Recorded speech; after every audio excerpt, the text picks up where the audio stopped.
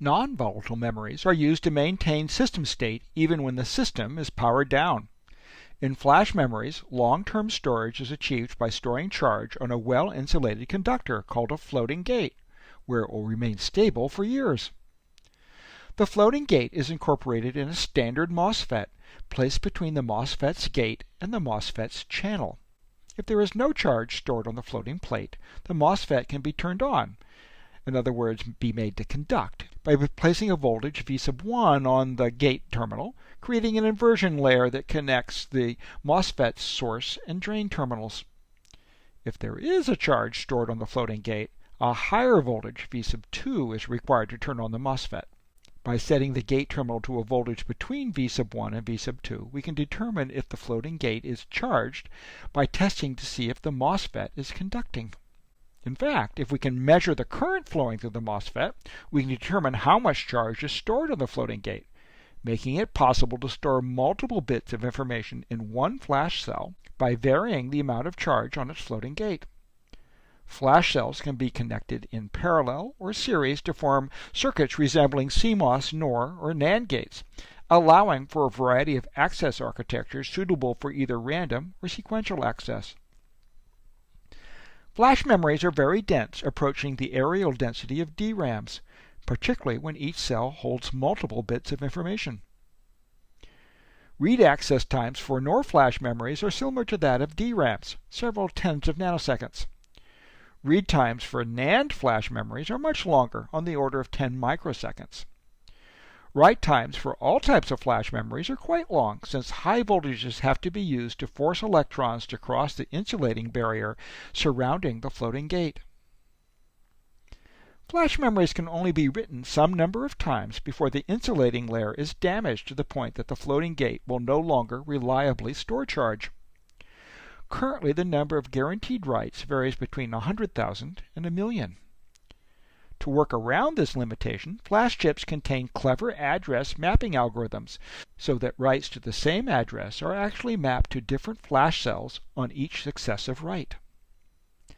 The bottom line is that flash memories are a higher performance but higher cost replacement for the hard disk drive, the long-time technology of choice for non-volatile storage.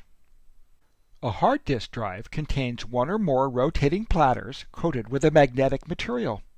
The platters rotate at speeds ranging from 5,400 to 15,000 RPM. A read-write head positioned above the surface of a platter can detect or change the orientation of the magnetization of the magnetic material below. The read-write head is mounted on an actuator that allows it to be positioned over different circular tracks. To read a particular sector of data, the head must be positioned radially over the correct track, then wait for the platter to rotate until it's over the desired sector. The average total time required to correctly position the head is on the order of 10 milliseconds, so hard disk access times are quite long. However, once the read-write head is in the correct position, data can be transferred at the respectable rate of 100 megabytes per second. If the head has to be repositioned between each access, the effective transfer rate drops 1,000-fold, limited by the time it takes to reposition the head. Hard disk drives provide cost-effective, non-volatile storage for terabytes of data, albeit at the cost of slow access times.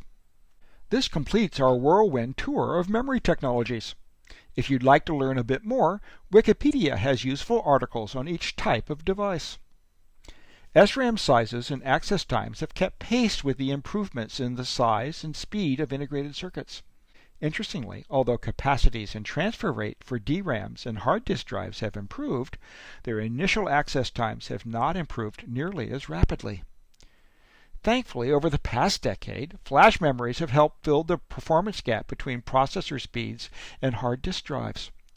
But the gap between processor cycle times and DRAM access times has continued to widen, increasing the challenge of designing low-latency, high-capacity memory systems.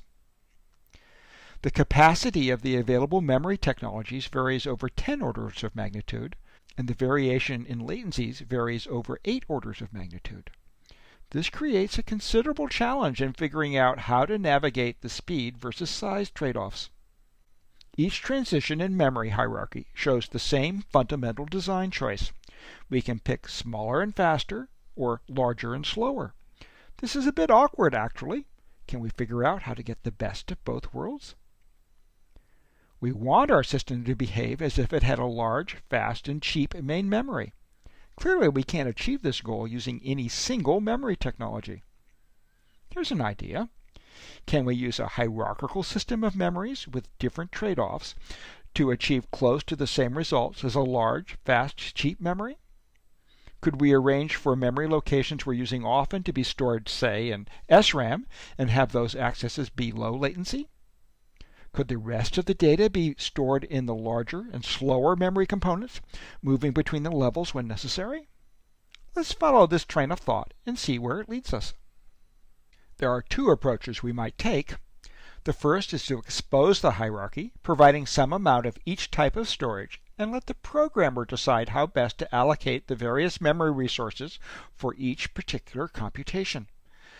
The programmer would write code that moved data into fast storage when appropriate, then back to the larger and slower memories when low latency access was no longer required. There would only be a small amount of the fastest memory, so data would constantly be in motion as the focus of the computation changed. This approach has had notable advocates. Perhaps the most influential was Seymour Cray, the Steve Jobs of supercomputers. Cray was the architect of the world's fastest computers in each of 3 decades, inventing many of the technologies that form the foundation of high-performance computing.